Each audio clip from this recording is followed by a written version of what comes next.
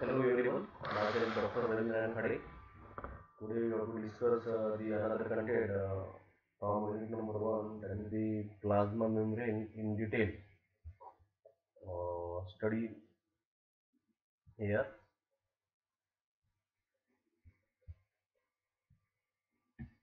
First of all, plasma membrane. What is the plasma membrane? Plasma membrane is the biological membrane which is present both in prokaryotic as well as eukaryotic cell. म्हणजे plasma membrane जे आहे एक सेलच्या भोवती जो काही आवरण असते, पेशीच्या भोवती जो काही आवरण असते त्याला म्हटलं जाते प्लाझ्मा मेम्ब्रेन. आणि ही प्लाझ्मा मेम्ब्रेन प्रोकॅरियोटिक सेलमध्येही असते प्रेझेंट आणि युकॅरियोटिक सेलमध्येही असते present. It acts as a barrier between the outer and inner surface of a cell. म्हणजे जे काही सेल आहे, प्रोकॅरियोटिक सेल असतील किंवा युकॅरियोटिक सेल असतील, याच्या आतमधलं आणि या सेलच्या बाहेर मधलं एक जो बॅरियर जो असतो, तो बॅरियर म्हणजे आपल्याला काय म्हणता येईल, प्लाझ्मा मेम्ब्रेन. जसं की फॉर एक्झाम्पल आपलं हाऊस आहे आणि आपल्या हाऊसला एक वॉल कंपाऊंड असते. ती वॉल कंपाऊंड काय बॅरियर आहे कोणाकरता, जो कोणी बाहेरचा आहे तो अंदर येऊ शकते त्या वॉलमधून, आणि जो काही आतला आहे तो त्या वॉल कंपाऊंड मधून बाहेर जाऊ शकतो. म्हणजे this is the example of plasma membrane here I mentioned. Okay, the plasma membrane is present as outermost layer or envelope in animal cell, but it present beneath the cell wall in plant cell as well as most of the prokaryotic cell. म्हणजे आपल्याला असं म्हणता येईल की plasma membrane जे आहे it is outer most layer involve कोणामध्ये animal सेलमध्ये आहे, परंतु प्लांटच्या संदर्भात जर बघितलं आपण प्लांट सेलच्या संदर्भात, तर तिथं अगोदर सेलवॉल येतो आणि सेलवॉलच्या खाली म्हणजे बिलो काय आहे ते आपल्याला तिथं प्लाझ्मा मेम्ब्रेन येते. ओके, आणि प्रोकॅरियोटिक सेलमध्ये sale. The plasma membrane, which is also referred to as the cytoplasmic membrane, त्याला सायटोप्लाझमच्या आउटरला जी मेम्ब्रेन असते म्हणून त्याला सायटोप्लाझमिक मेम्ब्रेन असंही म्हटलं जाते. Is a biological membrane that encloses the content of the cell. म्हणजे त्याच्यामध्ये काय असते का, या सेलच्या या मेम्ब्रेनच्या अंदर protoplasm and separate it from the outer environment. म्हणजे सेलच्या अंदरचा जो काही भाग आहे हा भाग सेपरेट करतो तो आउटर एन्व्हायरमेंट पासून. कोण, प्लाझ्मा मेम्ब्रेन, त्याला सायटोप्लाझमिक मेम्ब्रेन असं म्हटलं जाते. द सेल और bio membrane has extra cellular face facing outer environment and intracellular phase facing cytoplasm. म्हणजेच या सेल एक्स्ट्रा सेल्युलर फेस आहेत. एक आहे फेसिंग आउटर एन्व्हायरमेंट, दुसरा आहे इंट्रासेल्युलर फेस म्हणजे facing cytoplasm. Plasma membrane appear trilaminar protein phospholipid bilayer आणि protein when view under electron microscope. म्हणजे अंडर द मायक्रोस्कोप ज्यावेळेस बघू प्लाझ्मा मेम्ब्रेनचं स्ट्रक्चर बघितलं तर आपल्याला ती ट्रायलॅमिनर दिसते. फर्स्ट ऑफ ऑल प्रोटीन, त्याच्या खाली प्रोटीन, त्याच्या खाली आपल्याला फॉस्फोलिपिड लेअर आणि त्याच्या खाली काय दिसणार आपल्याला, प्रोटीन. म्हणजे अशा प्रकारची जी काय आहे 1 2 3 trilaminar layer, protein, phospholipid layer, bilayer आणि protein. Protoplasm of all type of cell is surrounded by plasma membrane. We already mentioned की सायटोप्लाझमच्या सराउंडिंगला प्लाझ्मा मेम्ब्रेन असते. Okay, which in eukaryotic cell extend into the interior of the cell to divide the protoplasm into a number of compartments to form a cell organelle as endoplasmic reticulum, mitochondria, plastid, Golgi apparatus, etc. for a various cellular function. म्हणजे सेल्युलरच्या वेगवेगळ्या function करता त्या plasma मेम्ब्रेनच्या इनसाइडला ER असतो, म्हणजे endoplasmic reticulum असतो, mitochondria असते, plastid असते, Golgi apparatus त्याच्यामध्ये असते, etc. All the cell organelles are also present. Okay, for the various activity of the cell or various cellular function. In prokaryotic cell also the plasma membrane extend into the interior of the cell as mesosome for different biochemical process but does not form separate compartment. म्हणजे इथं असं सांगितलं आहे की प्रोकॅरियोटिक sale also the plasma membrane extend केलं जाते into the interior of the cell as a mesosome. हे plasma मेम्ब्रेनचं काय होते, एक्सटेंड करून काय तर ते mesosome for different biochemical process, परंतु but does not form separate compound, परंतु सेपरेट कंपाऊंड फॉर्म केल्या जात नाही. Okay. In animal cell this is the outermost covering of the cell. Animal cell मध्ये outermost covering आहे plasma membrane. In plant cell is surrounded by cell wall and which is comparatively rigid and texture and provide a definite shape to the plant cell. आणि sale असतो तो provide करते rigidity, different shape करते, त्यानंतर मग काय असते plasma membrane. आता वेगवेगळे व्हेरियस मॉडेल तर प्लाझ्मा मेम्ब्रेनचं. एक आहे युनिट मेम्ब्रेन मॉडेल. इन 1965 1965 साली रॉबर्टसन नावाचा जो सायंटिस्ट आहे यानं शोधून काढलं एक युनिट मेम्ब्रेन मॉडेल.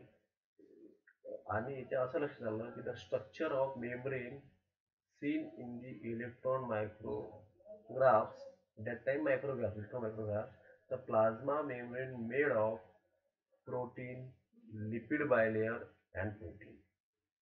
कशापासून तयार झाले? प्रोटीन पासून तयार झालं, लिपिड बायलेयर पासून तयार झालं आणि प्रोटीन पासून. म्हणजे plasma membrane made by protein, this is a protein, lipid bilayer, this is lipid bilayer and this is a protein. Okay. According to this model, plasma membrane has trilaminar structure.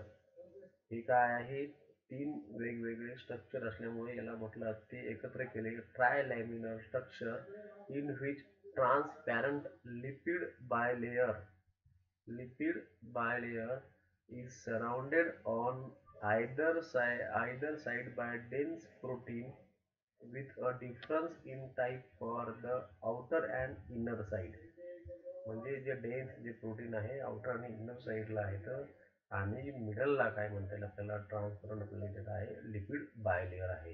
हे रॉबर्टसनचं म्हणणं आहे, हे रॉबर्टसनचं structure आहे आणि म्हणून याला काय म्हटलं unit membrane model.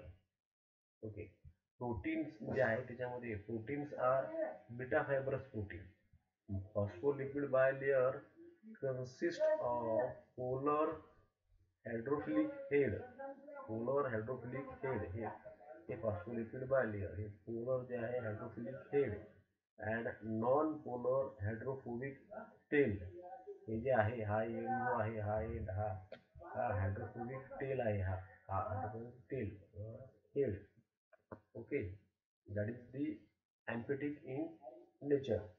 The outer layer on both sides are made by protein, with each protein side 2 nm, which is 20 angstrom, and central layer of lipid biomolecule about 3.5 nm, 35 angstrom. And therefore the total thickness of plasma membrane is about 7.5 nm, that is the 75 angstrom. म्हणजे आपलं असं म्हणता येईल की इथं जे आहे 20 angstrom,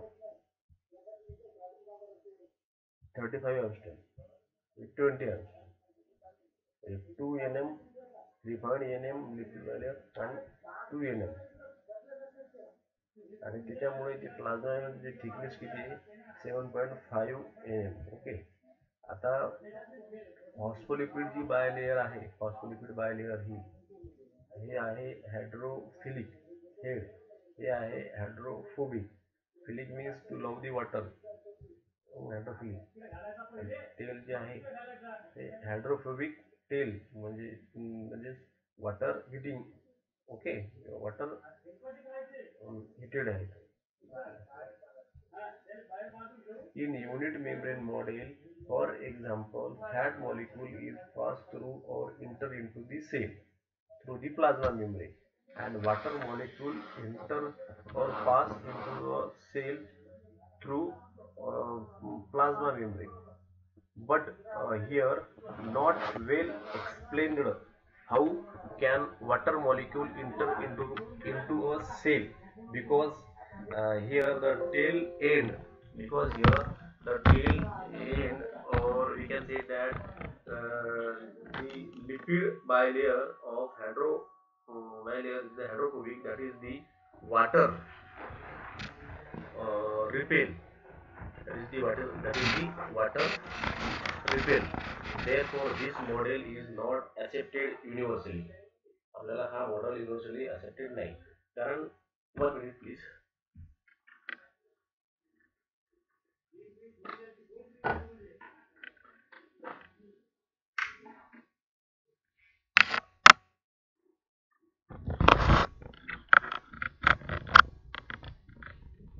Sorry.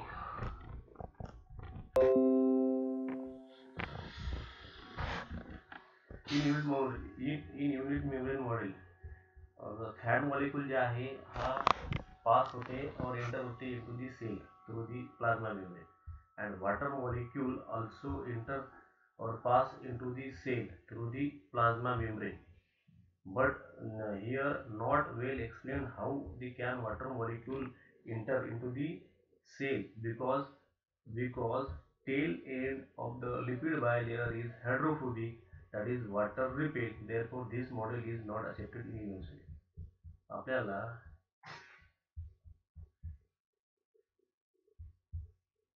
हे प्लाझ्मा मेम्ब्रेनची आउटर लेयर आहे. ज्यावेळेस आपण इलेक्ट्रॉन अंडर इलेक्ट्रॉन मायक्रोस्कोप ज्यावेळेस बघतो त्यावेळेस आपल्याला आउटर लेयरला काय दिसते, प्रोटीन, हे लिपिड बायलेयर, आणि हे काय दिसते, प्रोटीन.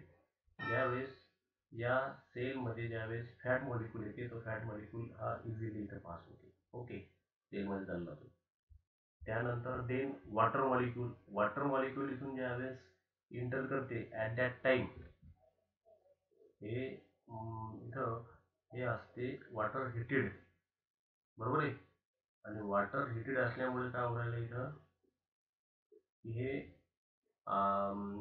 जो हेड एंड आहे, हेड जो एंड आहे हा काय करते, इथून याला त्या वॉटरला इथे काय पाहिजे, काय करायला पाहिजे, रिपेल करायला पाहिजे. वॉटरला इंटर द्यायला नाही पाहिजे, कारण इथून वॉटर येणार नाही, कारण हे वॉटर हिटेड आहे.